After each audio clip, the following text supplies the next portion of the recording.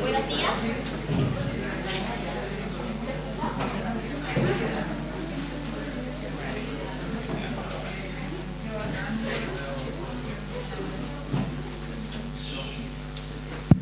Eso.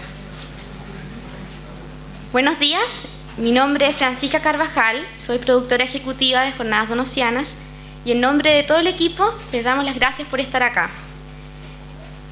Datos prácticos, les pedimos a todos que apaguen sus celulares y los alumnos que necesiten la firma para su asistencia se acerquen al final de la mesa a los directores Darío Piña o Pola Cárdenas. Ahora los dejamos con Macarena Areco y Grino Rojo. Muchas gracias.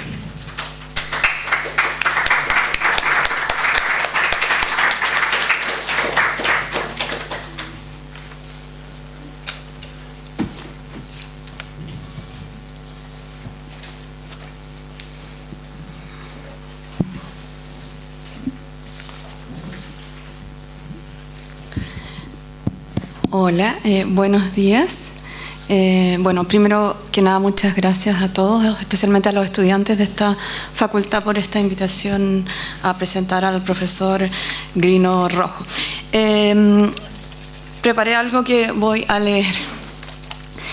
Voy a hacer una muy breve y selectiva presentación de Grino Rojo, porque creo que lo que a ustedes les interesa, y también a mí, por supuesto, es escucharlo a él.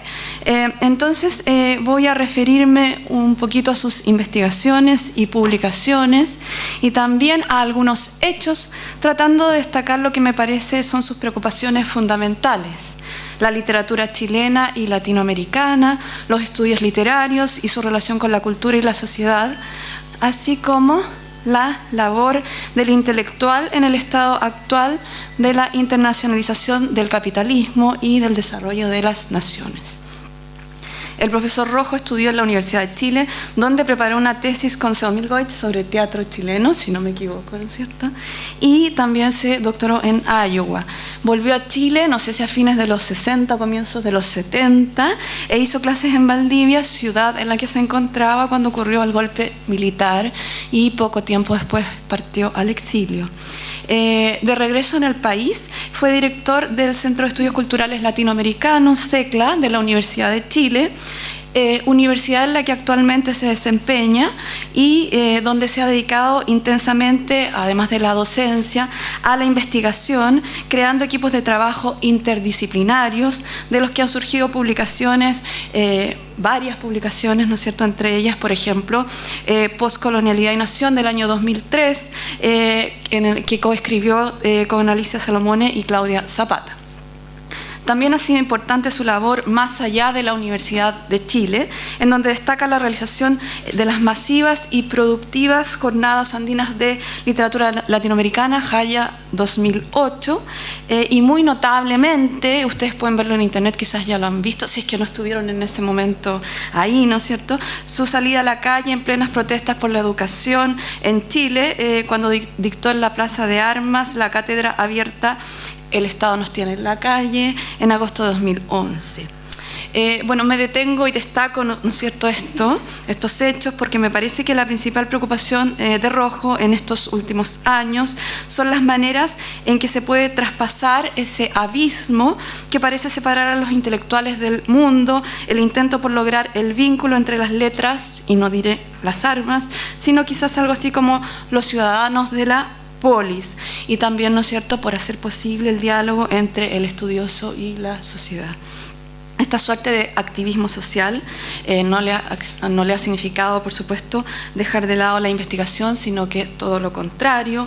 En la última década ha publicado casi una decena de ensayos que van desde cuestiones estrictamente literarias, como 10 tesis sobre la crítica de 2001, que me decía el mismo profesor, que es uno de los textos que más se usan, ¿no es cierto?, en la enseñanza, en la docencia universitaria, y otros también, ¿no es cierto?, otros ensayos que se abren a la sociedad, como en el mencionado libro sobre postcolonialidad y nación, o globalización de identidades nacionales y postnacionales, de que estamos hablando, donde discute, entre otras cuestiones, la creencia en la capacidad emancipadora de las tecnologías y de Internet. En todos los casos se trata de textos explicativos, pedagógicos, opinantes, que nos han servido a una generación de profesores universitarios, quizás yo hablo por la mía, pero seguramente también a otras, ¿no es cierto?, para entender los problemas, ordenarlos, situarlos e intentar explicarlos. Un ejemplo. Una estudiante me contó que en un curso de posgrado sobre crítica literaria, el profesor ese curso lo había estructurado a partir de las 10 tesis sobre la crítica. Entonces, en cada sesión era una de las tesis y se leía la bibliografía de cada una de esas tesis, ¿no es cierto? Y esa fue la línea, la estructura del curso. Otro ejemplo que creo sintetiza cómo Rojo ha vinculado literatura y sociedad es su lectura sobre la relación de Darío con la oligarquía chilena en su estadía en el país en la década de los 80, en su libro de Rojo, Clásicos Latinoamericanos para una relectura del canon de 2011. Según el profesor, Darío se dio cuenta de y trasladó a su práctica literaria, lo cito, la condición ambigua y frágil del artista latinoamericano en nuestra pobre, superficial y, en definitiva, contrahecha modernidad. Por eso es Darío, ¿no es cierto?, el iniciador del modernismo y Azul, su cabeza de serie. El trabajo del profesor Rojo ha sido reconocido nacional e internacionalmente y, como sabemos, ¿no es cierto?, solo menciono dos distinciones importantes: el Premio Casa de América de Ensayo por Globalización de Identidades Nacionales y Postnacionales, ¿de qué estamos hablando? Y también en Chile el Premio Altazor, también de Ensayo por Clásicos Latinoamericanos para una relectura del canon, aparentemente sobre el volumen 1. ¿O ambos? Sobre el 2. Ah, el 2, perdón. Bueno, para terminar, una coda personal. Hace ya algunos años, ya bastante, fui estudiante de Grino Rojo en el doctorado de la Universidad Católica, y aparte de lo mucho que hablamos de cine y de novelas cuando a veces lo acercaba en auto a su casa, el curso significó para mí, bueno, y para los que lo tomamos, una actualización fundamental, un upgrade, ¿cómo creo se dice ahora? ¿Sí? Respecto a la disciplina de los estudios literarios y culturales, percibir los desarrollos, pensar los problemas, hacerse de herramientas de crítica y de análisis. Rojo nos ayudó a construir un mapa cognitivo, como diría Jameson, de la disciplina, de los modos de entender la literatura en el hoy y, por supuesto, también en la historia, y sobre todo sobre nuestro propio lugar como críticos literarios. Entonces, muchas gracias a ustedes y también al profesor, ¿no es cierto? Y le doy la palabra. Bueno, gracias Macarena por esta excesivamente generosa presentación. Y gracias a ustedes por haberme invitado. Me da mucho gusto estar en esta universidad y hablar sobre Pepe Donoso, a quien antes de empezar a hablar conocí cuando yo tenía algo así como 14 años. Yo me acercaba, digamos, ahí a los 14 años a la Academia de Letras del Instituto Nacional donde estudié. Y don Ernesto Huerol y yo, que era el bibliotecario del instituto, acostumbraba a invitar escritores para que nosotros, los jóvenes, los conociéramos.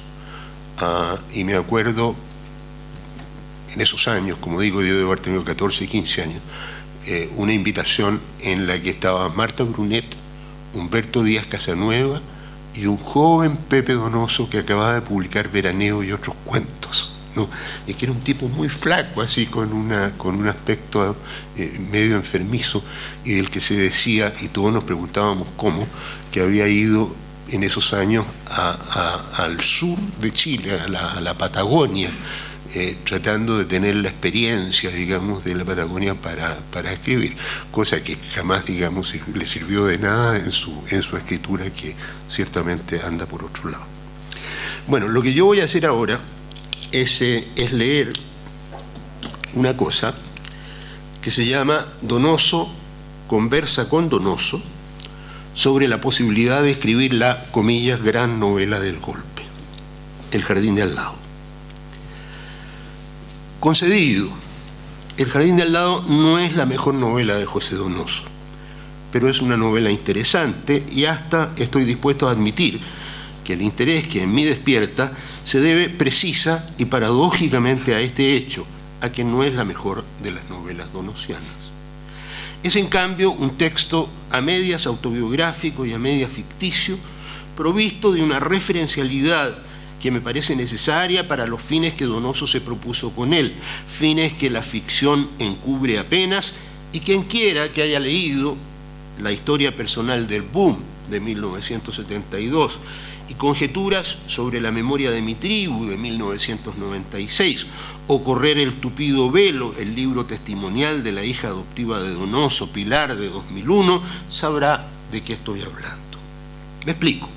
El Jardín de al lado nos ofrece un inventario completo, redondo, casi exhaustivo, diría yo, de las preferencias, las manías, las fobias, las angustias, los rencores y los terrores, los gustos y los disgustos, las malignidades infantiles y adultas, la esnobería, la cursilería, la hipocondría, las envidias, el clasismo y el racismo, la mala leche en definitiva, pero asimismo de algunas de las más sagaces intuiciones del escritor José Donoso, puesto en la para él incomodísima circunstancia de replantearse su vida y su práctica literaria vis-à-vis los desmanes de la dictadura que gobernó Chile a sangre y fuego a partir del 11 de septiembre de 1973. Como intelectual, como artista chileno, mi sospecha es que Donoso sintió que era su obligación pronunciarse frente a tales sucesos. El problema era en qué podía consistir ese pronunciamiento y cómo objetivarlo en su quehacer, aunque sin traicionar con ello las esencias de la que él estimaba era una vocación no negociable. Este es el quid de su novela, todo en ella arranca de ahí y ahí es donde al fin de cuentas va a parar. Por lo mismo, desde el punto de vista de los contenidos, El Jardín de al lado es una novela a la que uno puede poner con facilidad en el casillero de las, comillas, novelas de artista o, comillas, novelas de escritor, de larga y copiosa incidencia en la historia de la literatura latinoamericana, desde que en el modernismo las introdujeran por primera vez entre nosotros autores como César Dominici, Manuel Díaz Rodríguez, José Asunción Silva, José María Rivas Grot y Ángel de Estrada. Recurrente en estas novelas es la contradicción entre el querer hacer y el hacer, entre el deseo de producir, comillas, bellas letras y las dificultades, tanto las sociales como las personales, que en el mundo moderno se le interponen a aquellos que pretenden hacer suyo el programa respectivo. Comillas, fueron dos autores románticos, Wilhelm Heinze fue representante de la Sturm und Drang, cuya estética constituyó un elemento del romanticismo, y Friedrich Schlegel, quienes en sus novelas Ardinelo y Las Islas Bienaventuradas y Lucinda trazaron los perfiles del artista como genio Heinze o como marginado, rebelde y afirmativamente consciente de esa marginación Schlegel, y al mismo tiempo convirtieron al artista en objeto novelable, es decir, crearon la, comillas, novela de artista. Estoy citando a Gutiérrez Girardot. Con esto solo quiero decir que la temática que aborda Donoso en El Jardín de al lado no es en sí misma deslumbrantemente novedosa. Somos testigos en su novela de las andanzas de un individuo, Julio Méndez, un chileno cincuentón y sin demasiado talento, que quiere ser novelista y más todavía que quiere ser un gran novelista, pero sin contar con las condiciones tanto externas como internas que hacen falta para eso. Ha tenido, con algunas de sus tratativas previas, un estreno modesto, si bien promisorio, un éxito, comillas, nacional. Se nos informa que es autor de 2 novelas y un libro de relatos y que ha sido objeto de una crítica elogiosa de parte de Hernán del Solar, aunque también se nos advierte que Alone guardó sobre la novela un significativo silencio. Y después de una estancia de 6 días en, comillas, un calabozo a raíz del 11, donde no me torturaron ni me interrogaron siquiera, pero que sin embargo fueron comillas como el trazo que definía el contorno de mi identidad, descubre la veta que podría transformarse en su, comillas, pasaporte al triunfo, el que le permitirá finalmente, comillas, salir de la sombra, por lo que para explotarla, con la independencia y el celo que ello requiere, se convierte en, comillas, un exiliado voluntario. Parte por eso a España, a Cataluña, para ser más exacto, a las ciudades de Barcelona y Sitges, en compañía de su mujer, Gloria y de su hijo Patricio, comillas, Pato, el que allí crece y no tarda en sacarse de encima a sus padres, entre otras insubordinaciones, reemplazando su nombre tan ciúticamente chileno de Patricio por el anglo-francés de Patrick, comillas. Dice que se nos quedó pegado el disco de la UP y del 11, que no sabemos hablar de otra cosa que de Allende y de la DINA. Puras huevadas, dice. A nadie de mi edad le importa un carajo ese rollo. La opción geográfica no tiene nada de azarosa por lo demás. Cuando los Méndez arriban en Barcelona, esta es una ciudad caliente aún, aunque comenzando a enfriarse, con el marqueteo sesentero de los escritores latinoamericanos del boom.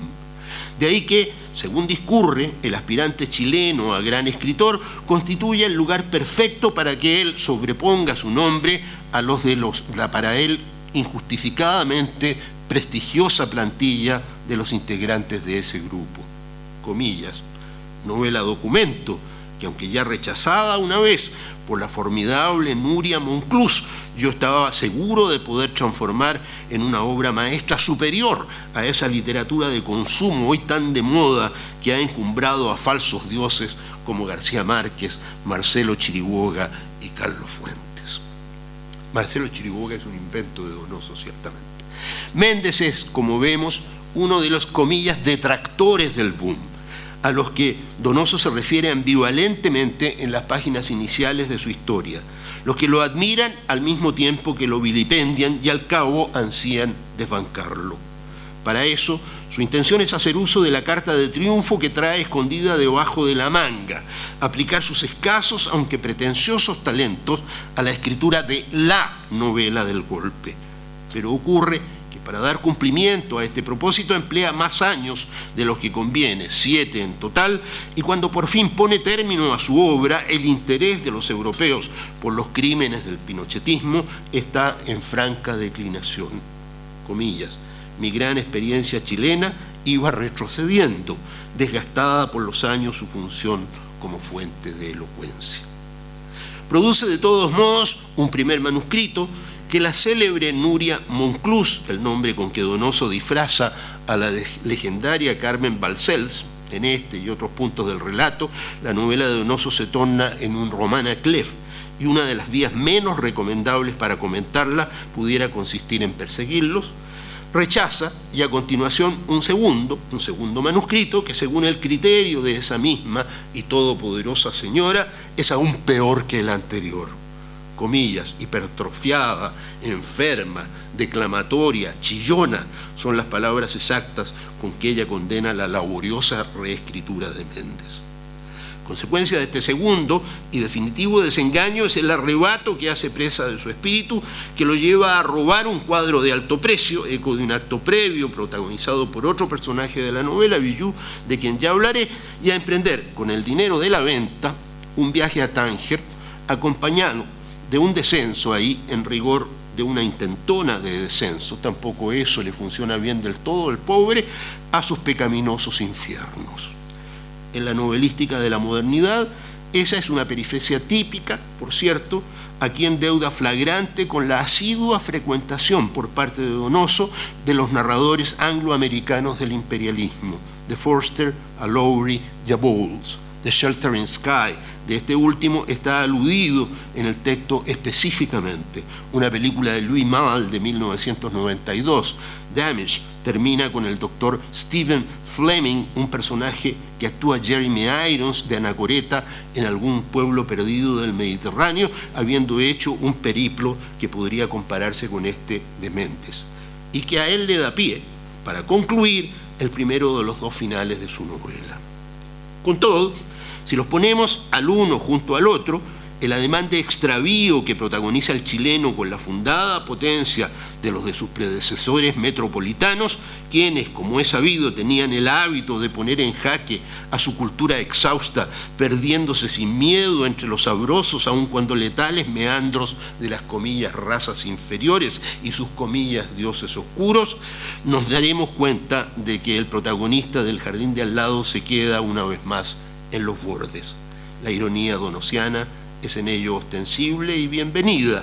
Su agudeza de buen escritor se percató, no pudo menos que percatarse, de la incongruencia irrisoria que estaba ligada a la imitación chilena y latinoamericana del tópico central, de, comillas, odisea bufa, la califica Óscar Montero, y creo que tiene razón.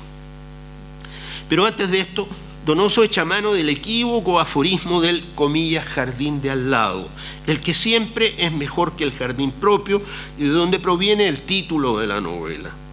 Perseguidos por sus numerosas insatisfacciones, por sus peleas, comillas, enconadas y por el consumo inmoderado de coñac y de Valium, Julio y su mujer se mudan entre junio y agosto de 1980 a un lujoso piso madrileño, préstamo veraniego de un amigo de infancia de Méndez, el exitoso pintor Pancho Salvatierra, ubicado en el corazón de la ciudad y cuyos grandes ventanales se abren sobre un, comillas, palacete y un, comillas, jardín, que la verdad sea dicha, son mucho menos castizos que sacados de las ilustraciones que en los años 30 y 40 dibujaba Coré para los niños lectores del Peneca chileno.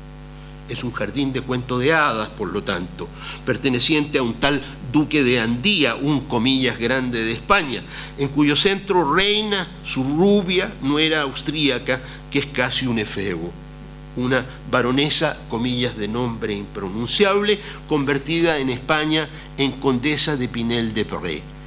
En la escena siguiente, desde el escondite que le proporciona la penumbra de su ventana, como antes que él lo hiciera L.B. Jeffries, Jeff, el fotógrafo voyeur de Hitchcock en Rear Window, el Julio Méndez de Donoso contempla a la joven condesa en toda su dorada y esbelta magnificencia, cuando ella se deja ver en el jardín, rodeada por la corte de sus pajes y dando forma así a un paisaje de cultura, comillas, aristocrática, en cuya confección, además de Coré, se amontonan explícita o implícitamente el Rubén Darío de prosas profanas, el Keats de la Ode to a Grecian Urn, el abrazo de Klimt, el matiz de la danza, las esculturas estilizadas de Brancusi, o serán las de Giacometti, la Après-midi d'Enfant de Mallarmé et al, el Gatsby de Scott Fitzgerald, la duquesa de Guermantes de Proust y Alicia de Lewis Carroll.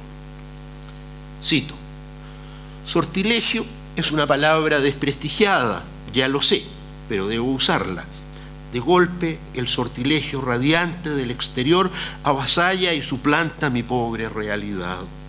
Son 3 muchachas y 3 muchachos, ellas de bikinis brevísimos, bajo pareos anudados a la cintura o al cuello, ellos con pantalones de baño, traen copas, un plato de postre, el café en la mano, charlan, ríen un poco, están contentos.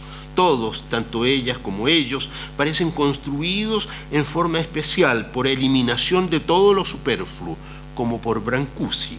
La plenitud sexual es directa, una especie de elasticidad o libertad de movimientos que parece ponerlos en contacto instantáneo con todo lo que los rodea, y unos con los otros forman un friso rítmico de cuerpos estilizados al que no le falta ningún atributo de lo masculino o lo femenino. Ella está ahí, la campana de oro, la más Brancusi y dorada y pulida de todas, con sus gestos largos que nada tienen de indolente, y la jaula de sus costillas y la escueta suavidad de la pelvis revelada por el brevísimo bikini transfigurada en un esmerilado objeto de lujo.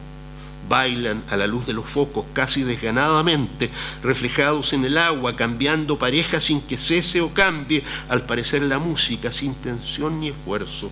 Esa intimidad, esa espalda partida cuya línea y resplandores oscilan apenas con el ritmo y la seguridad con que él, el acompañante de la joven, conduce a su pareja en el abrazo. Siento el peligro de su atracción y quisiera meterme dentro de él, ser él, tener la delgadez de la rubia, cuya cabeza cae sobre su hombro cubriéndolo de oro, envuelta en mis brazos. Sí, ser él para cambiar mis códigos y problemas, como este ardor en el estómago que me produce el desacostumbrado Courvoisier. Sí, borrar mis huellas y huir en busca de otro superego, o mejor, ninguno, solo el placer, el esplendor, la vieja nostalgia desgarradora de tiempos y cuerpos imposibles, la parte Gatsby, Scott Fitzgerald del mundo de acceso imposible, la terrible fiesta a la que no fui invitado y que solo es posible soñarla desde afuera. Fantasía infantil del terror de quedar excluido. Esto es lo que ve, ¿no es cierto?, desde la ventana. Me he extendido más de la cuenta en la cita de este pasaje y espero que el lector me disculpe, ya que me parece importante para el análisis que aquí pretendo ofrecer de la novela de Donoso. No debe sorprender a ese lector, desde luego, que este sea un pasaje gráfica y estratégicamente colocado casi en el centro de su libro, contenedor allí de lo que su disfrutante caracterizará después en el recuerdo como, comillas, una noche portentosa, pues fija el punto donde se originan y desde donde proliferan los círculos de sentido que alimentan el despliegue sintagmático del discurso novelesco.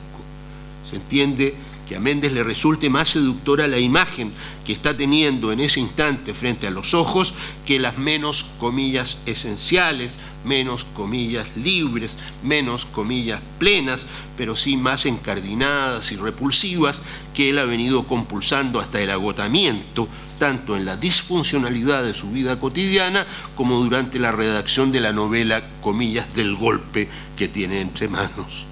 Después de admirar el sortilegio del jardín de al lado, descuida aquel proyecto suyo indefectiblemente. Comillas, hace días que no trabajo. No estoy para novelas políticas que hablen de la esperanza de la vuelta a una democracia parlamentaria como la de mi padre, que es lo que de mí debe esperar tanto Chiriboga como Adriasola, sino para endechas dirigidas a una castellana medieval. Pero tampoco esa fantasía es lo que es y nada más. Si bien es cierto que por una parte constituye un escape por contraste respecto de la, comillas, pobre realidad en la que este sujeto sobrevive a los rezagos y decepciones de su exilio, es decir, a las que en la cita de arriba él identifica como, comillas, sus códigos y sus problemas, y por otra de la espinosa realidad de la que voluntariosamente pretende hacerse cargo con la ayuda de su escritura, en un desplazamiento ulterior, uso este término con su significado freudiano, también es un sustituto, suplemento, diría Derrida, para el ámbito familiar y social de privilegio del que ahora carece, el que se le quedó atrás en su pasado chileno y al que añora, pero al que no desea volver. Me refiero al, comillas, jardín de la infancia, su, comillas, casa solariega de Chile, la de la calle Roma, en cuyo centro reinó su madre, ahora moribunda, y que fallece, en efecto, durante el transcurso del relato. Cito: cuando se termine esa casa, ya no tendré dónde volver, ni para qué volver. Uno sueña con el regreso a su país, abstracción materializada más que por lo fortuito del lugar de nacimiento, porque el sueño del regreso se refiere a cierta ventana que da a cierto jardín, a un tapiz de verdes entretejidos de historias privadas que iluminan relaciones de seres y lugares. Estos configuran el cosmos que hice nacer en el jardín al que ahora me asomo hace ya más de medio siglo. Tengo que decir que la mujer efebo del jardín de al lado morirá también a causa de un inexplicable suicidio, pero en el fondo por ninguna otra motivación que no sea la de la obediencia para con el paralelismo entre el recuerdo ideológico y la fantasía estética que se apoderan de la conciencia de Méndez y que son el fundamento del debate de poéticas, que es el principal empeño de Donoso en esta novela. En ambos casos se trata de mujeres que están en el centro de la imagen en la cual se hallan insertas, y en ambos casos su muerte testimonia el resplandor de una pérdida. No solo eso, ya que en el revés de la condesita de Pinel de Bray se guarda también, según nos lo deja saber el narrador en el capítulo 3, una muy hispánica, comillas, madraza. Porque lo cierto es que si al oligárquico jardín de allá se le superpone el palaciego jardín de acá, ello es debido a la puesta en marcha de un mecanismo a la larga interrupto de sublimación. Cito: me levanto de la cama y miro, sí, un jardín, olmos, castaños, tilos, un zorzal, o su equivalente en estas latitudes. No me propongo aprender su nombre porque ya estoy viejo para integrarlo a mi mitología personal. Saltando sobre el césped, no demasiado cuidado, el duque es un gandul. La formalidad con que las espadas de los lirios desfilan a lo largo del muro casi velado por el boscaje.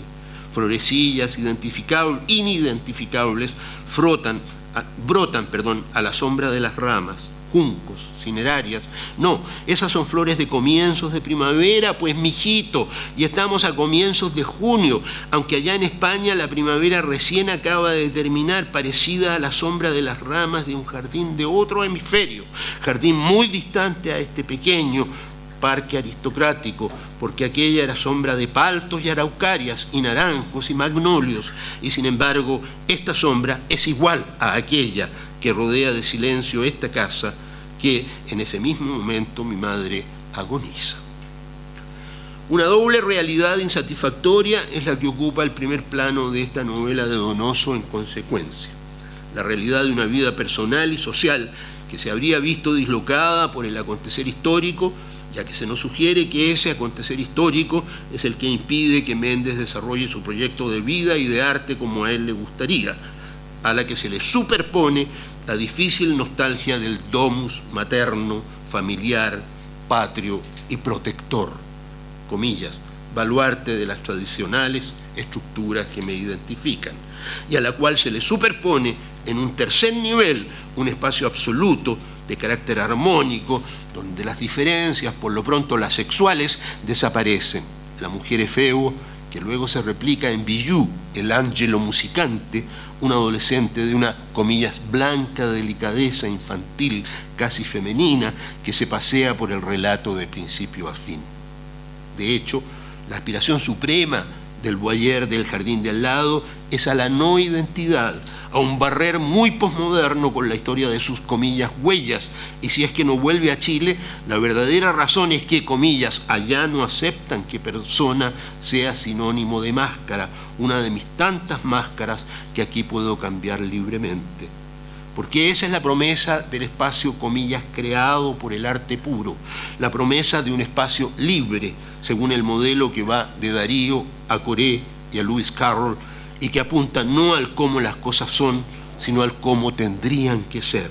He ahí entonces el espectáculo, y chapó para Donoso a este respecto, de un proceso en el que nítidamente a la realidad la cancela la ideología y en el que a posteriori a la ideología se la sublima o se la trata de sublimar por medio de los esfuerzos esencializadores, pero también universalizadores, desidentificadores más bien del arte.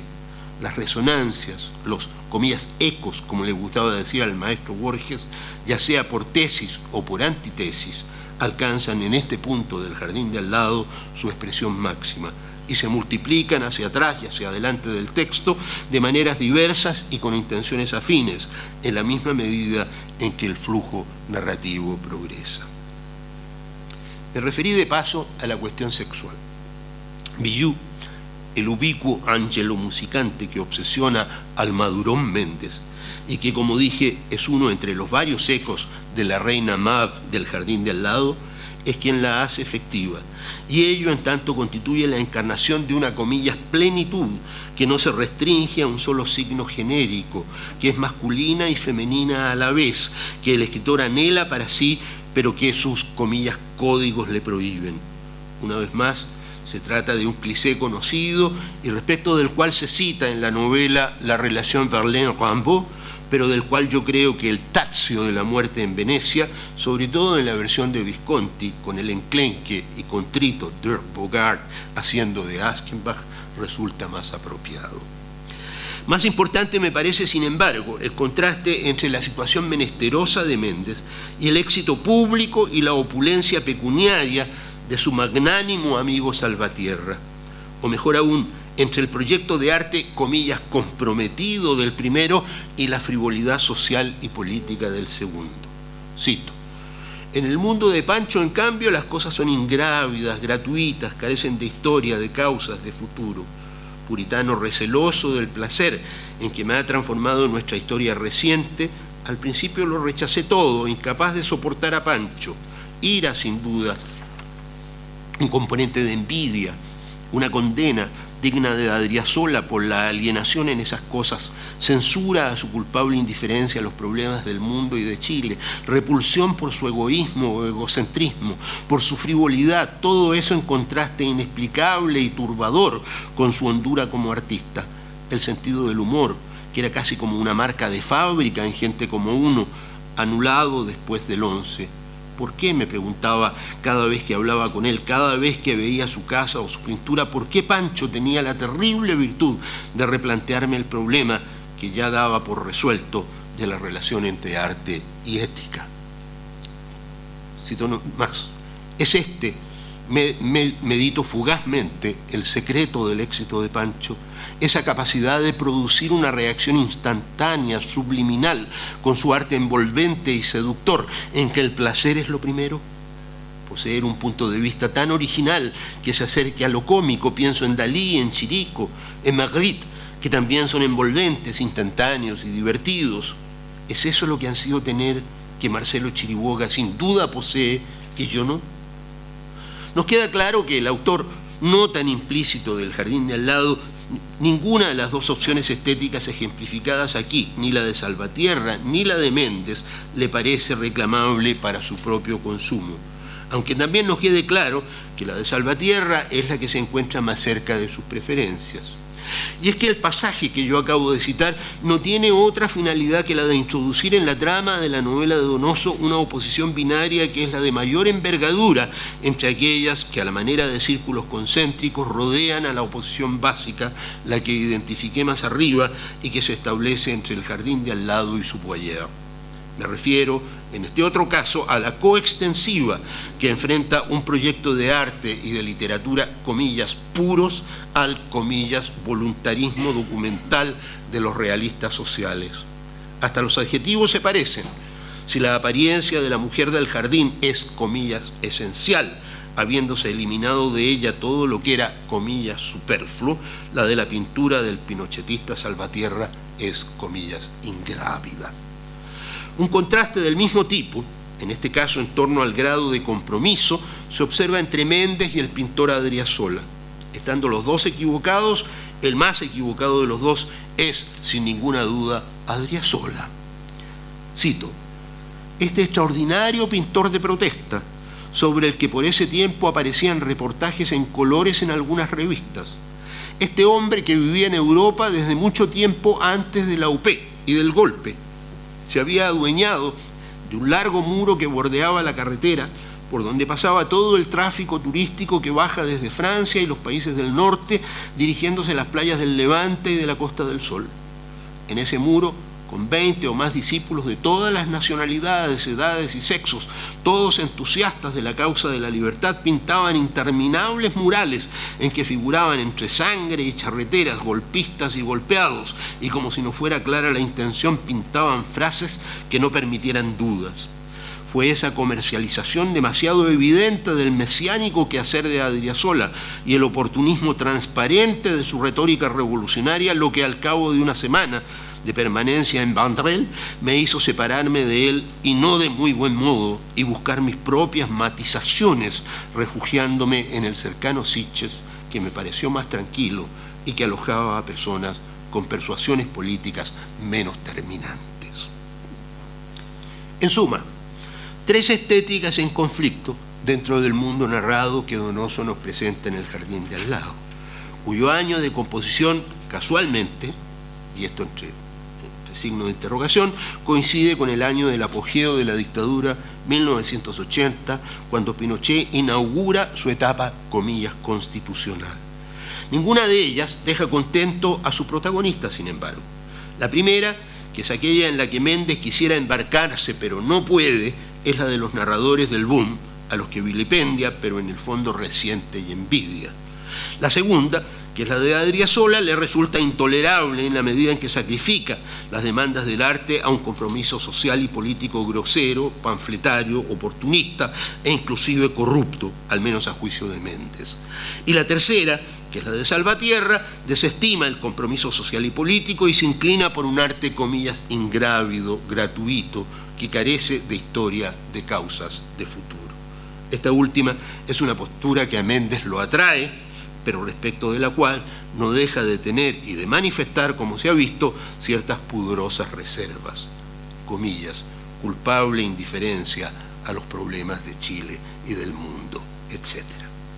Planteado con esta sencillez rudimentaria, no quiero escribir simplismo, pero lo voy a escribir de todos modos, el de Julio Méndez es un problema sin salida, o sea, que es un problema que no tiene salida en él, en los angostos callejones conceptuales por los que con más o menos lucidez su conciencia atribulada circula, y menos aún en la práctica de su escritura tal y como él la ha programado, tal y como se la ha estado imponiendo empecinadamente desde los lejanos 6 días de su epifanía carcelaria.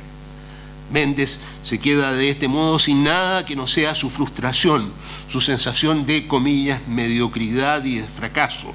Estas tal vez las 2 palabras que más se repiten a lo largo de un discurso narrativo en primera persona, autodiegético y simultáneo, aunque en el último capítulo cambie o salga a la superficie una segunda voz, como pronto se verá. Son los términos que Donoso escoge para caracterizar a su protagonista, o mejor dicho, para que su protagonista se autocaracterice como un perdedor sin remedio. Un perdedor que, sin embargo, es dueño de la suficiente clarividencia como para saber que lo es, aunque a ratos se ilusione con la experiencia de un breakthrough. Reflexiona sobre las limitaciones de su ópera magna. Cito: y la vi, mi frondosa, sentimental, autocompasiva, aburrida novela. Al comienzo tomaba notas con cierto desgano, que no excluía la esperanza, pero tengo un hábito de lector entusiasta, especialmente de novela contemporánea, asignatura que enseño, o más bien que enseñaba. Así, al avanzar por mi copioso escrito, se me fue haciendo indudable que la pasión que pretendía animarlo no era ni convincente como literatura, ni válida como experiencia. En otro nivel, sin embargo, que ya no es el del personaje protagónico, sino el del autor implícito del Jardín de al lado, y estimo yo, también el de su autor histórico, el, comillas, problema estético de Méndez sí se resuelve. No en aquello que se mira, sino en quién lo mira y desde afuera. El narrador protagonista habla y da cuenta de su vida y su proyecto, en tanto que el autor implícito, ese que para nosotros los lectores solo existe por implicación connotativa, pero cuyo comentario sentimos constantemente en nuestro oído, e incluyendo al autor histórico, ya que no hay distancia entre uno y otro, se burla de él. Él ha podido hacer lo que Méndez no puede: escribir la novela, esta novela, la que estamos leyendo, una novela que, como ya lo dije, es interesante, aunque no sea una de las mejores de Donoso, y cuyo asunto son las agonías de un hombre que ha sido incapaz de escribirla. Por aquí es por donde yo siento que El Jardín de al lado se configura como un texto entre referencial y ficcional, más precisamente como, comillas, una novela autobiográfica de esas que confundían a Philippe Le Jeune, aunque escapaban al, comillas, porque escapaban al, comillas, pacto autobiográfico, a la identidad del autor con el narrador y el protagonista, cualquiera sea la definición que se le dé. En Le Jeune hay 2 por lo menos, una positivista y una semiformalista, introduciendo elementos ficticios o no pactados como verdaderos, sino como verosímiles. Con el tiempo, Le Jeune se percató de que el yo del texto autobiográfico era o podía ser tan ficticio como el del texto ficcional, y que la diferencia consistía más bien en los términos verosímiles en que el, comillas, pacto se efectuaba. Novela autobiográfica entonces, pero a contrario modo. En definitiva, habría que concluir que El Jardín de al lado es un texto autobiográfico porque Donoso está en él de cuerpo entero y sin inhibiciones, y más con sus deméritos que con sus méritos, como yo lo hice presente en el párrafo con que di comienzo a este ensayo, y como puede corroborarse recurriendo a las conjeturas sobre la memoria de mi tribu o a los otros 2 libros que mencioné al principio de mi trabajo, aunque no sea una autobiografía en sentido estricto, pues estamos hablando en esta oportunidad de un discurso en el que no solo no coinciden las voces de autor y sujeto de la enunciación o narrador, según lo precisa Leonidas Morales, sino de uno en el que el narrador protagonista es el receptáculo de las dudas y los terrores del autor. Quiero decir que Méndez es una contrafigura de Donoso, que es esa identidad personal y artística que Donoso construyó como su alter ego posible pero indeseable, rodeado y forzado a tomar una, comillas, posición de entre aquellas, o de entre las opciones o posiciones, las opciones de posiciones, que es lo que diría Bourdieu, que el campo literario chileno de la época de la dictadura le planteaba con urgencia ética, pero tratando de no favorecer a ninguna. Exorcizar el peligro de dar un paso en falso, de olvidarse de sí y de su proyecto, entregándose a los riesgos de una causa a lo mejor muy decente, pero cuya materialización literaria a él le resultaba difícil de procesar y que lo habría anulado como el escritor que venía siendo y que no estaba dispuesto a dejar de ser en el futuro, era pues una necesidad, y su novela fue la encargada de cumplir con este cometido.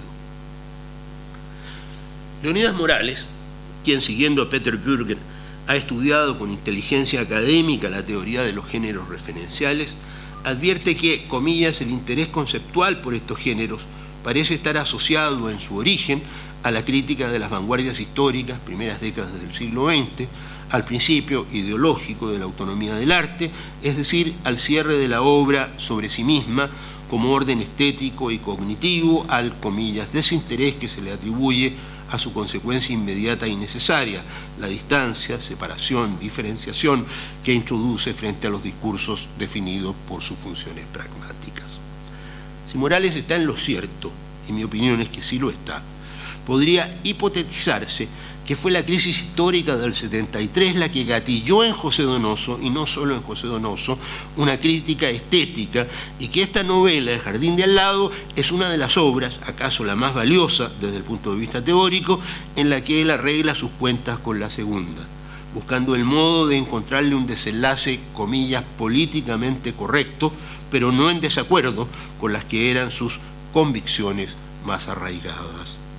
Para una tentativa similar, en 1978, en Casa de Campo, había recurrido a un artificio alegórico, en el que, como lo explica Carlos Cerda, comillas, aparentemente solo imperan las leyes de la fantasía, pero que produce el efecto de una toma de distancia respecto del objeto de la apropiación literaria para imponernos la captación de sus elementos más significativos.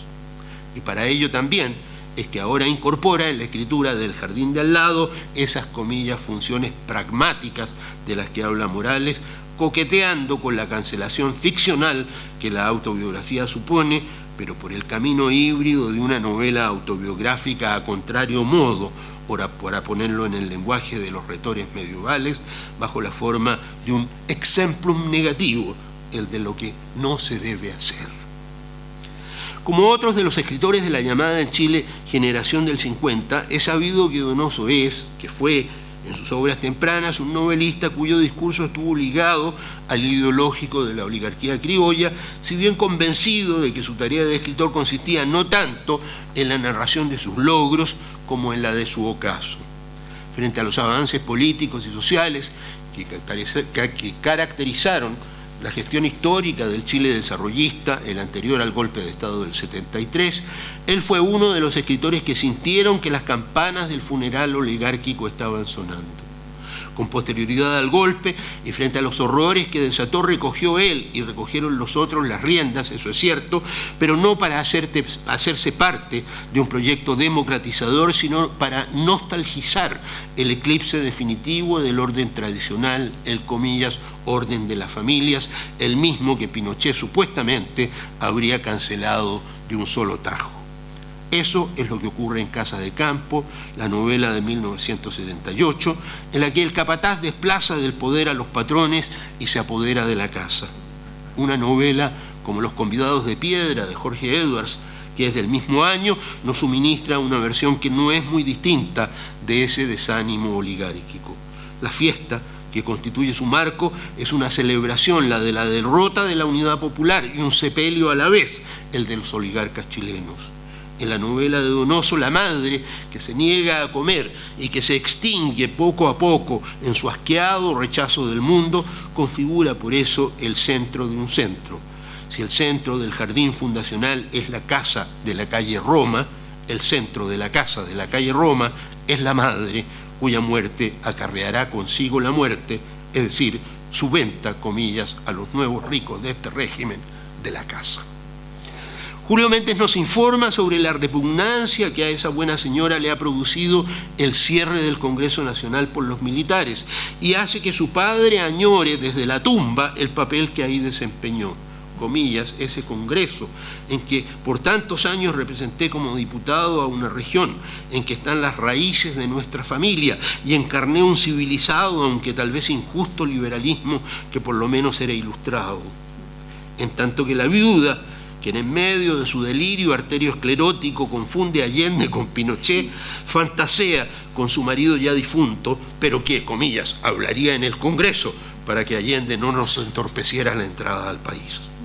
Uno puede discutir lo atinado que pudo ser un diagnóstico tan apocalíptico como ese de Donoso y sus colegas de los años 50 sobre el destino de la casta oligárquica a la cual pertenecían por su nacimiento o con la cual se identificaban por voluntad propia. Yo personalmente pienso que era erróneo, o lo que es peor, que era una pose marginalista que no andaba muy lejos del artista rebelde en la modernidad, pero lo que no se puede hacer es poner en duda la riqueza de sus consecuencias estéticas. Porque Donoso es el gran escritor que Méndez no es, y vista su producción literaria, desde la distancia que nos dan los años que se nos han ido desde entonces hasta ahora, y cuando los productos de los novelistas del boom se añejan vertiginosamente en la bolsa internacional de las vanidades, él es uno de los pocos que resisten la caída. Llegado tarde a esa fiesta, cuando ya, comillas, iba por los 40 años, pero era autor solo de 2 libritos de cuentos y Coronación, estoy citándolo a él, casi como el protagonista del Jardín de al lado, que es autor de 2 novelas y un libro de relatos, cuando Julio Cortázar, Carlos Fuentes, Gabriel García Márquez y Mario Vargas Llosa ya habían publicado algunas de sus obras mayores, o haciéndose parte de esa fiesta, con un ahínco no demasiado convincente, ni siquiera para él mismo, según se percibe en los pliegues de su historia personal del boom, acabó por ser el anfitrión de una fiesta distinta. Tiene un mundo suyo que contar, personal e históricamente enraizado. Posee una perspectiva ideológica al respecto, la rastrea con pasión y la proyecta en algo así como un horizonte ideal de que del que las formas de la ideología constituyen su modelo, pero que no las repite, sino que las sublima y eficientemente. Un mundo en decadencia, de seres y espacios degradados, el que por lo demás constituye el estímulo profundo de su proclividad esperpéntica. La atribución a ese mundo de un tiempo anterior espléndido, por lo general localizándose la experiencia del mismo en los recuerdos de infancia del individuo que narra, y la construcción con esos materiales de un arte cuya calidad se halla al margen de cualquier discusión. Como reflexiona el narrador que evoca su casa y su familia de la niñez en Paseo, uno de sus cuentos más famosos, dice: éramos los de la familia, gente que estaba destinada a vivir dignamente para después instalarse con toda comodidad en el cielo, un cielo idéntico a nuestra casa. Porque, comillas, el infierno existía, claro, pero no para nosotros, sino para castigar a los demás habitantes de la ciudad. Es pues ahí, en el locus perfecto donde habita o habitó ese niño, en la que no es otra cosa que la casa donosiana por excelencia, piedra angular de su universo narrativo y sobre la que los críticos han derramado litros de tinta, donde el demonio demótico se fue infiltrando poco a poco. Cito: para mí la casa es el espacio donde ocurre la fábula, donde sucede la novela, el lugar de la acción y la pasión, del orden y las reglas y del catastrófico, aunque a menudo insignificante, advenimiento del caos. Todo esto forma parte del Jardín de al lado, con el añadido de que en esta novela la figura protagónica, la encubierta apenas, es el mismo Donoso, o dicho con más exactitud, es Donoso que conversa con Donoso acerca de la posibilidad de escribir la, comillas, gran novela del golpe, procurando exorcizar con la exposición de los errores conceptuales de su alter ego ficticio los terrores propios. Es el niño grande de la cita de Paseo, que yo incluí en la cita de arriba, o el de la confesión en las conjeturas, o el protagonista de Correr el tupido velo, y que también es el narrador de este domingo, su, comillas, novela madre, sobre el que ahora ha sobrevenido el, comillas, caos, un terremoto histórico de dimensiones colosales que destruyó lo que aún quedaba en pie de la perfección de su casa y que lo ha obligado a fijarse en, comillas, los demás habitantes de la ciudad, e invitándolo incluso a hacer causa común con sus desventuras, por lo cual está pagando el precio que sabemos. Poco importa que el grupo social al que ese individuo pertenece haya sido cómplice activo del descalabro. Él no lo fue, y por eso está en el exilio, un exilio que pudo constituirse en el motor de su éxito, pero en la medida en que le estaba despejando un camino que de tomarlo lo hubiese sacado de su sequedad ideológica y trasladado a la práctica estética, pero que en cambio se está constituyendo en el motor de su ruina. Cito: vuelvo a la máquina, la miro con repugnancia, un placebo, un sucedáneo de la exaltación insubliminable que me hace permanecer tieso y como embalsamado en mi silla frente a mi trabajo inútil. Y esa ruina es la que Donoso se ha propuesto exorcizar. Para Donoso el problema consiste, por lo tanto, en ser y no ser como Méndez. Cómo responder a las urgencias de la historia no siendo infiel para consigo mismo, para con una apuesta literaria que era la de toda su vida. Por otra parte, cómo seguir escribiendo novelas experimentales del tipo de El obsceno pájaro de la noche, mientras que en Chile Pinochet y la DINA o la CNI lo mismo da, persiguen, encarcelan, torturan y desaparecen a sus opositores, cuando el país es una herida abierta y cuando de un total de 11 millones de habitantes han salido ya 1 millón con rumbo al exilio. Tortura, injusticia, derechos humanos, sí, desgarrador, es necesario tomar parte en esa lucha. Pero a mi modo, por favor, a mi modo. Uno se acuerda, y cómo no, de la célebre frase de Adorno, cuando en Crítica, Cultura y Sociedad, este afirmó que, comillas, escribir poesía después de Auschwitz era un acto de barbarie. En el último análisis, una tesis como la que involucra esa sentencia adorniana significaba para el escritor, para cualquier escritor, y en este sentido Donoso no es más que uno entre muchos, abandonar la práctica de la literatura de imaginación y reemplazarla o por un silencio culpable o por una escritura referencial e instrumental. Escritura denotativa, militante, didáctica, que con la presunción de estar entregando un conocimiento válido acerca de, comillas, la verdad del mundo, se aboca a dar testimonio y denunciar, a exhibir y repudiar.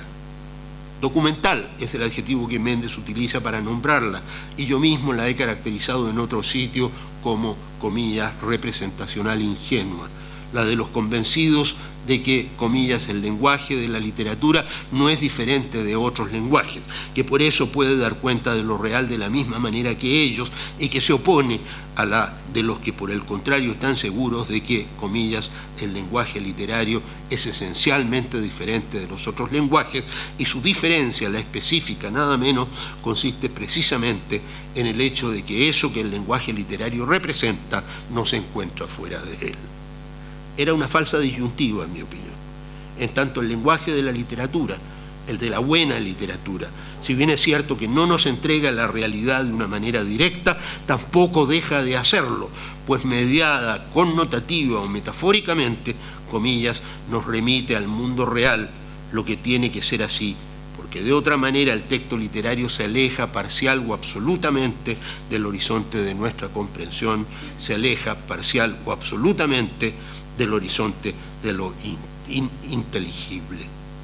Además, comillas, la literatura es o puede ser el instrumento de una cierta verdad del mundo.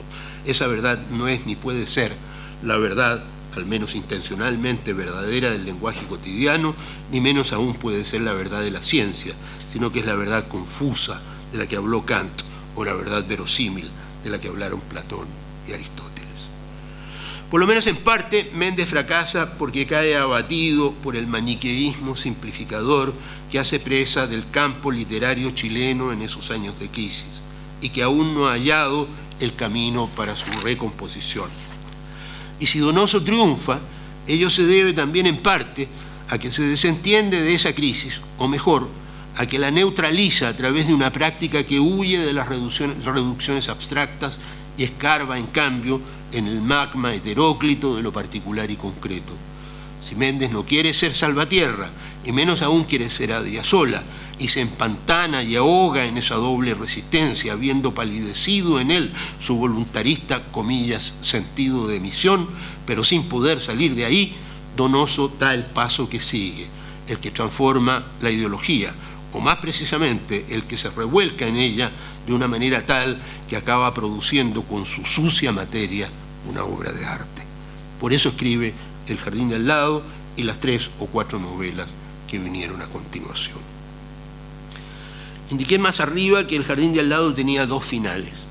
El primero es el del frustrado descenso a los infiernos al que ya me referí, cuando Méndez, después de recibir el rechazo de su segundo manuscrito por parte de Nuria Monclús y siendo cierto ya de su, comillas, derrota, roba un cuadro de su amigo Salvatierra, lo vende y parte con su mujer a Tánger, un Tánger literario, por cierto, el de Charles Boyer y Hedy Lamarr, que no era Tánger sino Argel, el de Barbara Hatton, el de Paul Bowles, el de, comillas, La palmera de Matisse pintada desde el balcón del Hotel de France, el de Ardy Lang, que no era Tánger sino Ceilán, el del legendario encuentro de André Gide con Oscar Wilde en un café en la cima de la ciudad, etc. Ahí entonces, en esas calles que son, y dale, las de Diaghilev, de Falla, de Tiffany, de Ravel, de Belmondo, trata de repetir lo que en ellos o de ellos aprendió. Comillas, los ojos transfigurados por el col de las mujeres de rostro oculto y de los muchachitos esbeltos y sobreexcitados por la noche que los espera, sonríen con descaro invitador. La juventud tiene un prestigio de mercancía en estos países, le explicó a Gloria, para justificar esas miradas y ciertos gestos procaces que no pasan inadvertidos. En Madrid ningún muchacho se dignaría a mirarme, mientras que aquí, en cambio, mi aspecto respetable, intelectual, los despojos de mi desplante de clase, que es de lo poco que no se pierde con la edad y el fracaso, se traducen para ellos en poder, fuerza, autoridad, experiencia, sabiduría. Por eso no les soy indiferente.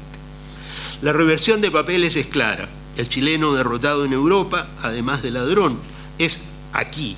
El deíctico se repite insistentemente, aquí, en estos países entre comillas, y en virtud de por desgastado que esté, desplante de clases, un europeo victorioso, apetecible, pero sobre todo desconocido.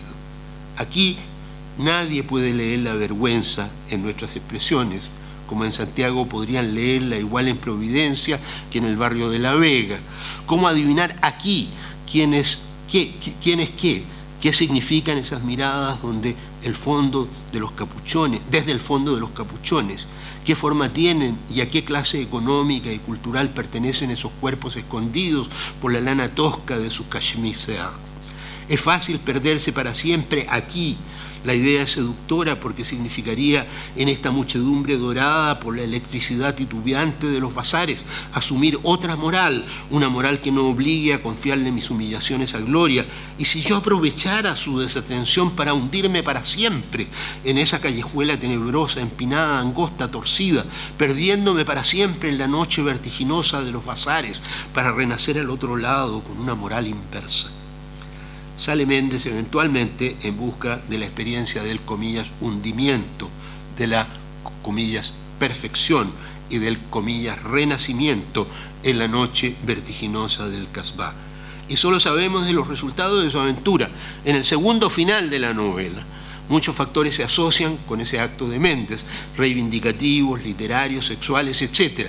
Pero el esencial se trata de una nueva tentativa de sublimación, pero apelando esta vez al polo opuesto y demoníaco del paradisíaco del jardín de al lado.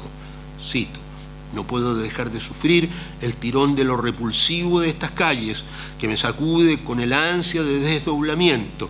Es idéntica, aunque inversa, a aquella ansia que sentí frente a una remotísima ventana verde sobre la piscina de un palacete, donde muchachas y muchachos diseñados por Brancusi, especialmente una, su cabeza estilizada en la forma de una campaña de oro, bailaron junto al agua bajo el ciprés aquella noche.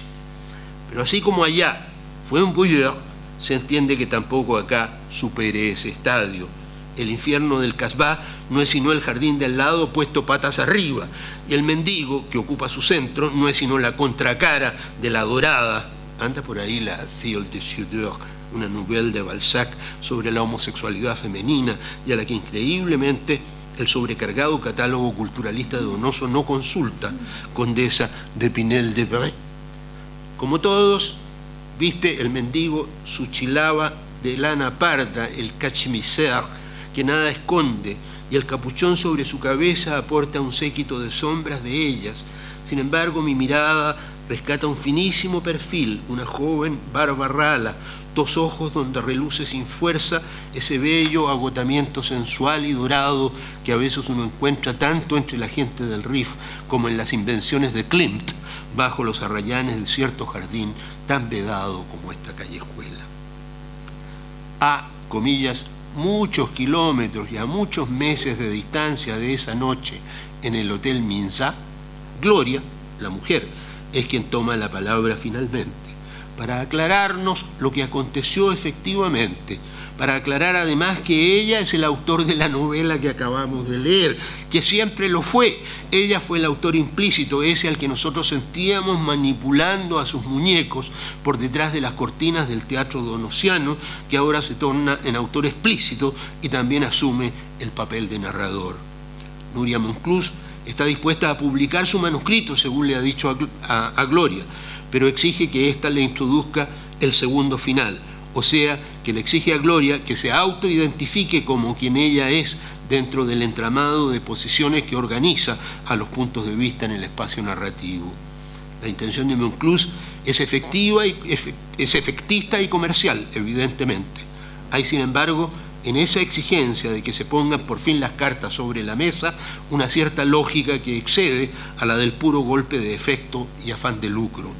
No solo porque la historia narrada ha sido la de uno que se mira a sí mismo, como el novelista que quiso ser y no pudo, y de otro que desde la sombra lo mira autoflagelarse y se ríe de él, una perspectiva doble a la que ahora parece conveniente disasociar, sino porque en el desenlace se le está entregando este último poder a una mujer que no lo buscó y a la que en ningún momento se pensó como digna de tenerlo. He aquí el nacimiento de la novela en las palabras de Gloria. Alrededor de esa fantasía, la del jardín de la Pinel de Bray, a nuestro regreso aquí comencé a llenar cuadernos y más cuadernos con mis lamentaciones y conjeturas. Y cuando Julio me dejaba sola para acudir a su trabajo, me di cuenta de que así como no podía exigirle todo a él, yo tampoco podía exigírmelo todo a mí misma. Escribí mis quejas en mi diario, tan desgarrador que ahora no me atrevo a releerlo.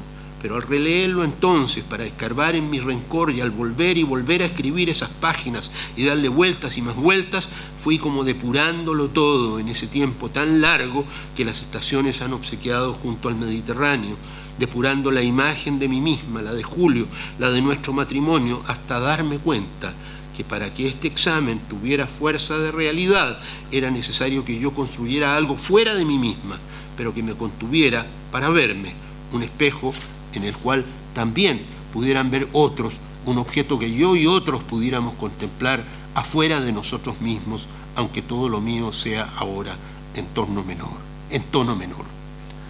Es pues Gloria, la, comillas, otrora perfecta odalisca de Ingres, la que, comillas, jamás tuvo pretensión de ser una creadora, la que, comillas, lee libros de quiromancia y prepara, comillas, un estudio sobre la discriminación sexista en las ciencias ocultas, ridiculizada y despreciada hasta el cansancio por su culto marido, y no quien sale al cabo con un domingo 7.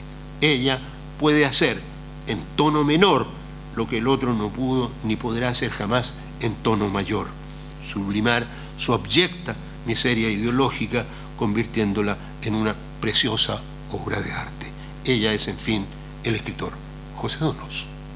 Gracias.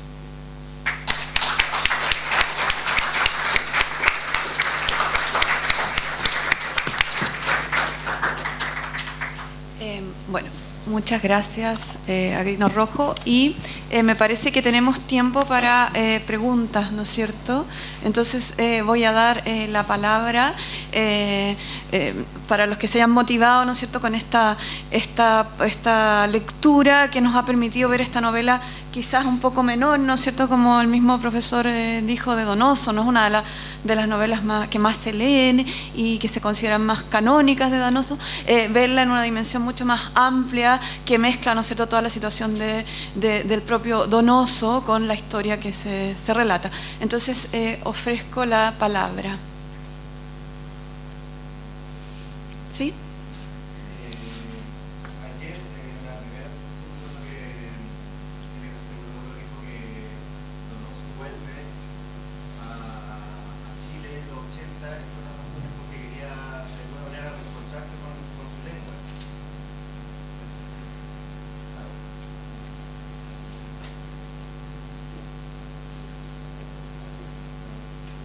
No, ahí sí, ya.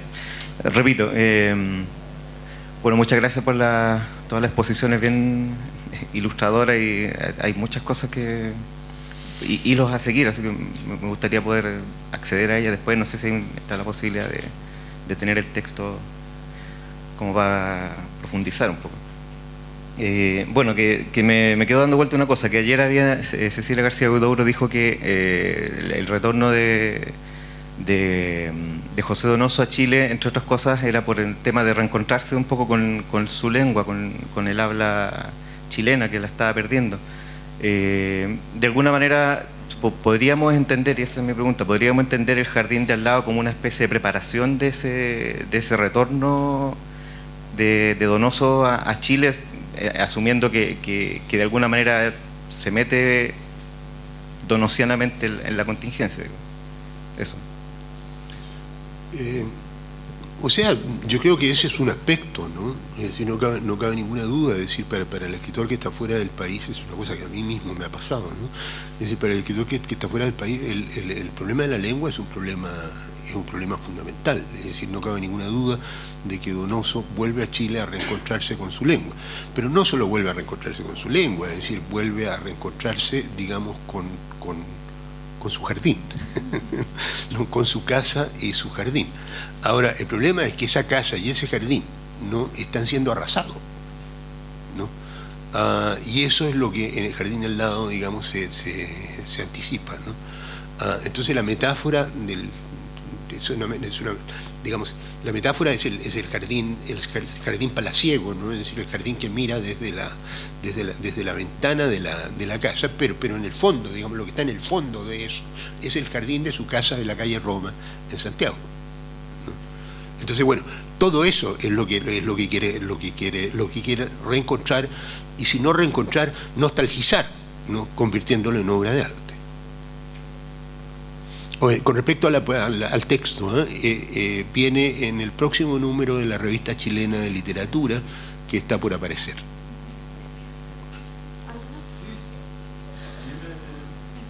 Por alguna razón que no entiendo, me tocó releer La Desesperanza de Donoso, y vuelvo sobre la casa. En La Desesperanza, la escena de inicio es esa casa, la casa de Neruda. La diferencia es que La Desesperanza es una novela muy mala, ¿no? Está mala que buena. Esta es una novela no muy buena, digamos, pero La Desesperanza es una novela muy sí, mala. pero extrañamente La Desesperanza es una novela candorosamente mala. O sea, hay un momento que vuelve, que se llama Ñungo Vera, que es una especie de Ángel Parra / Víctor Jara / Juan Manuel Serrat, cuenta que se ha quedado en pánico ante 40.000 auditores, una suerte de cantante pop, y que su agente no lo deja adelgazar, no lo deja engordar, porque tiene que ser fotografiado por paparazzi. A mí me gusta ese candor de Donoso, pero también es interesante también pensar en el Jardín del Lado como la respuesta a la historia personal del Boom, que escribe 10 años antes. Claro. Y en el fondo es una respuesta a modo de parodia. Es una de las opciones, digamos, que maneja el protagonista narrador, digamos, ¿no?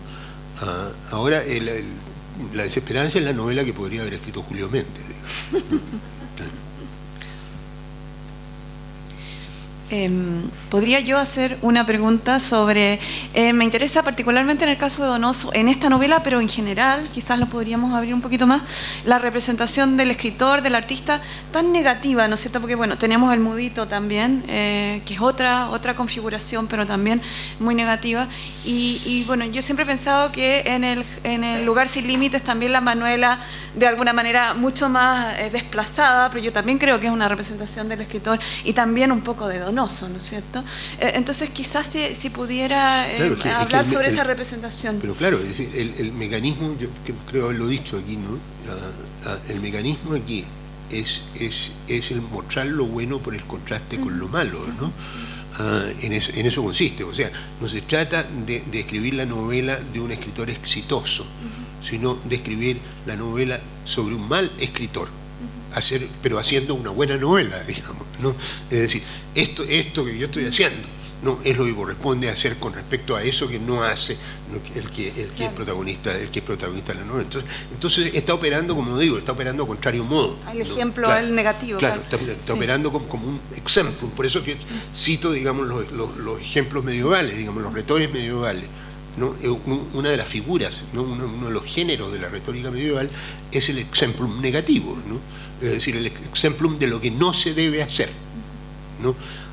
En ese sentido, por ejemplo, Jorge Guzmán, que es un excelente novelista, ¿no? Y quien alguna vez fue medievalista, escribió una tesis sobre el contenido didáctico moral del libro de Buen Amor, ¿no? El libro de Buen Amor es un libro,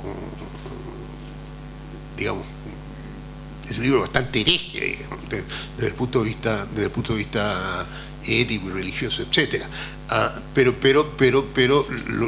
la lectura que hace Jorge Guzmán es la lectura de eso como un ejemplo negativo. Claro, pero ¿qué nos dice eso sobre la posición o el lugar o la situación de un escritor como Donoso o del periodo Donoso sobre nuestro campo, ¿no es cierto? La canción del oro, en el sentido de cómo está el escritor modernista en el campo de ese momento y en relación con la oligarquía, y también qué nos dice este tipo de escritor travesti, en el caso de la Manuela, ¿no es cierto?, o mudo, o banal, ¿no es cierto?, Méndez, porque realmente es muy banal, es lo que a mí me parece Méndez, ¿no es cierto? ¿Qué nos dice sobre este campo, ¿no es cierto? O sea, lo que está constituyendo Donoso ahí, ¿no? Es desde su punto de vista, es decir, desde el punto de vista del escritor, como el cuadro como de las opciones, ¿no? De las opciones que tiene el narrador, digamos, el escritor de ficción, ¿no? En un determinado campo cultural, digamos, que es el campo cultural que él habita, ¿no? Y ese campo cultural que él habita es, en principio, ¿no es cierto?, el campo cultural generado, o el campo narrativo, si ustedes quieren, generado por la generación de 50 en Chile, ¿no? Y un poco más allá de eso, ¿no es cierto?, el campo de la cultura chilena en general. Entonces, claro, lo que está haciendo, ¿no es cierto?, es trabajando cuáles son las opciones, digamos, cuáles son, para decirlo en términos de Bourdieu, ¿no es cierto?, cuáles son las posiciones, ¿no es cierto?, que el narrador, digamos, puede ocupar, ¿no?, dentro de ese campo cultural. Y él está compulsando, digamos, esas posibilidades. En ese sentido, y Álvaro lo sabe muy bien, ¿no?, es algo muy similar a lo que pasa con Bolaño en la novela sobre el cura, ¿no? ¿Nocturno de Chile? Claro, en el Nocturno de Chile, ¿no? Es interesante, es decir, yo no he visto hasta aquí un buen libro crítico en este país sobre este asunto, es decir, sobre las novelas de escritor, ¿no? Que es una cuestión apasionante. Sí. Ahora, yo creo que todas las opciones que compulsa Méndez, ¿no es cierto?, en el Jardín del Lago son falsas. Claro, ese es el problema, que es un callejón sin salida, como usted mismo decía, falsas, ¿no es cierto? Sí. ¿no? Sí. Es decir, en otras palabras que Méndez no entiende. Y creo que Donoso tampoco. No, es la Manuela solo que Donoso escribe la novela que hay que escribir, digamos. Pero al final, quien lo escribe a la mujer es una prefiguración de Isabel Allende. En cierto sentido, puede decirse. O sea, en el fondo la mujer que lee romance, que se lee lo menor, que escribe la novela del golpe. O sea, No, es decir, la mujer, en el Jardín al Lado, la mujer está ridiculizada sistemáticamente, digamos, a lo largo de toda la novela, ¿no? Entonces, al final, digamos, aparece ella escribiendo. Pero hay una ironía ahí, ¿no es cierto? No están siempre, diría yo. Sí.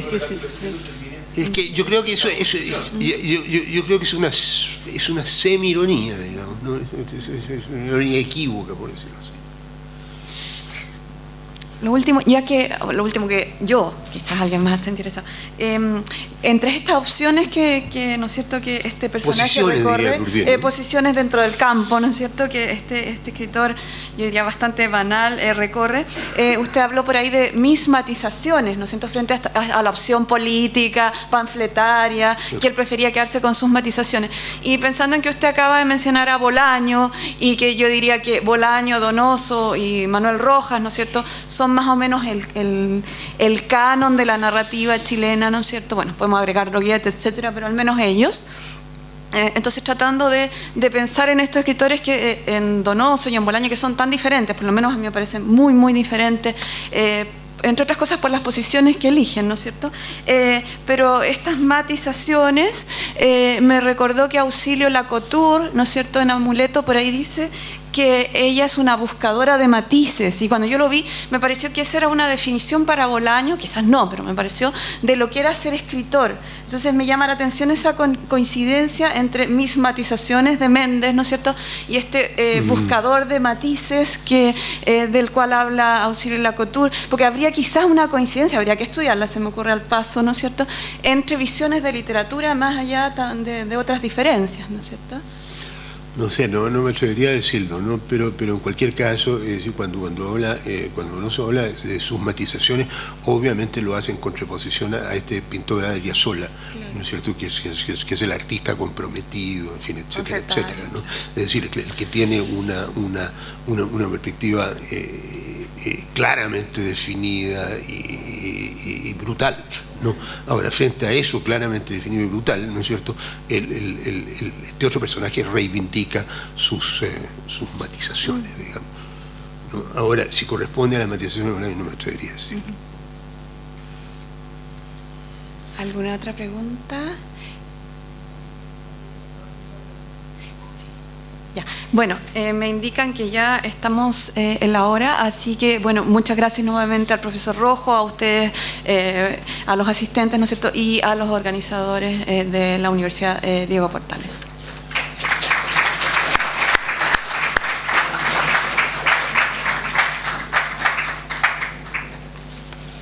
Muy interesante. Se ve como una hora, efectivamente. Yo no miré, pero yo creo que ahora son las 11:30. Que era lo que yo calculaba. Para los alumnos que quieran firma de asistencia, se acercan a mí, por favor. Gracias.